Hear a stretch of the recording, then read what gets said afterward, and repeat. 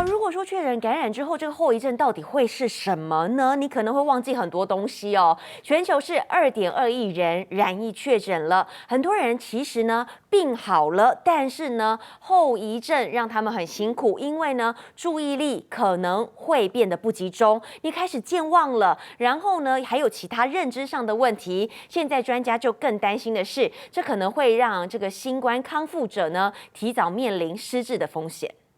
忘记！新冠患者康复后饱受后遗症所苦，不止体力不像以前好，更有许多人出现注意力不集中、记忆力困难和其他认知问题，脑部功能受损。专家担心，这些新冠康复者将提早面临老年失智症的风险，最快提早10年就会出现。更可怕的是，新冠轻症患者和年轻患者也难挡神经系统异常快速退化。With currently over 55 million people living with dementia worldwide, dementia truly is a global public health concern. 美国认知障碍神经学家认为，新冠病毒会削弱人的认知记忆力以及恢复力，导致神经系统出问题。未来医院恐怕无法负荷新冠康复者失智症激增的现象。英国46岁男子染上新冠后咳嗽沙哑，像是每天吸了100支烟。康复后嗅觉没有恢复，后遗症让他好像每天只闻得到烟味，像是他戒烟前每天吸30支烟的老烟枪生活，让他相当痛苦，直呼好沮丧。记者综合报道。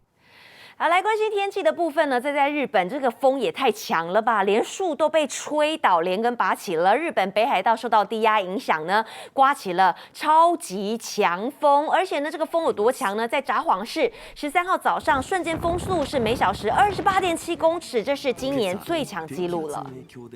好，参数台风呢离开台湾之后，现在跑去哪里了呢？朝着大陆浙江扑去，却临时又转往日本方向。女子拿着伞快步前进，想闪躲后方移动的广告招牌，结果没躲过被砸个正着。巨大的铁皮看板被狂风掀翻倒下，将她整个人压住。周围10几个人过来帮忙抬起招牌，将她送医。幸好没有生命危险。灿数台风靠近大陆浙江和上海，带来强风豪雨，海面上掀起10公尺高的滔天巨浪，拍打上岸，景象吓人。一名女记者在宁波海边连线，腰上还用绳子绑住，以防被风吹走。都没有来得及摁它，它就已经，我都没有打开它，它就已经完全处于这样的骨折状态。我们一个160斤的成年人才可以在这样的大风中站稳，以我的体重呢，是可以勉强站稳。上海地铁多线停驶，航空和高铁多个班次取消，交通大乱。中小学放假1天半，预估灿数不会登陆大陆，而会在东海回旋转弯向日本靠近，但仍旧会带来超大雨量，沿海省份严阵以待。记者岳林于北京报道。